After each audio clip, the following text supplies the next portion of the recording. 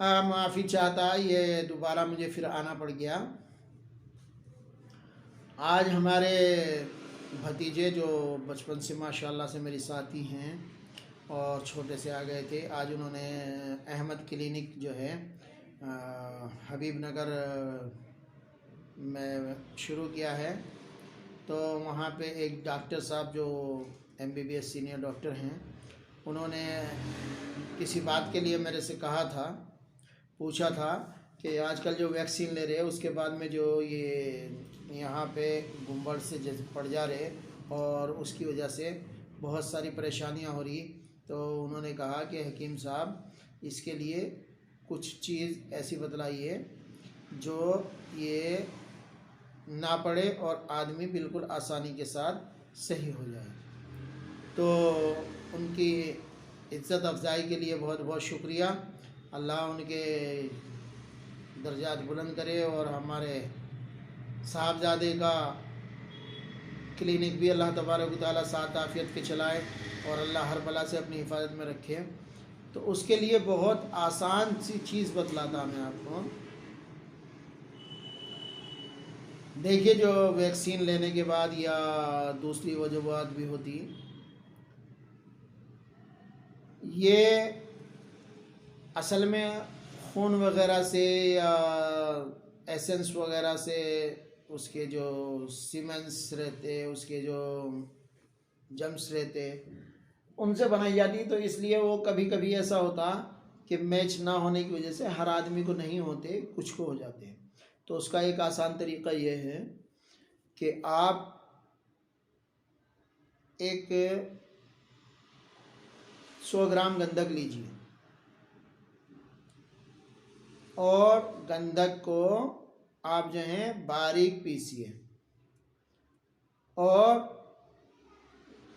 पीसने के बाद इसको घी में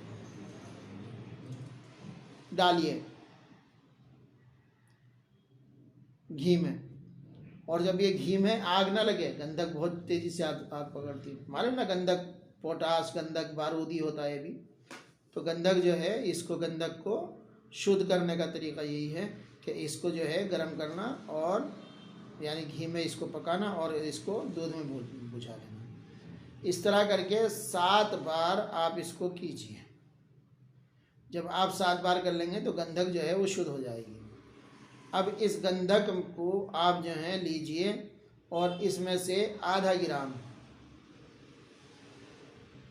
सुबह नहार पेट और आधा ग्राम दोपहर खाने के बाद और आधा ग्राम रात को सोते वक्त पानी से इस्तेमाल कीजिए। आपको इंशाल्लाह किसी चीज़ की दवाई की ज़रूरत नहीं पड़ने की, और ना ही किसी तरह का क्लॉट होगा, ना ही किसी तरह का बॉल बनेगा, ना ही किसी तरह का ग्लैंड बनेगा, और ये बिल्कुल नॉर्मली हालत में आ जाएंगे।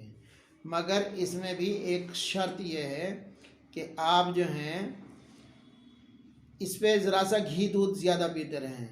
वैसे भी कोविड के बारे में मशहूर है कि जितना अच्छा जिसका स्टेमिना उतनी दूर इससे कोविड।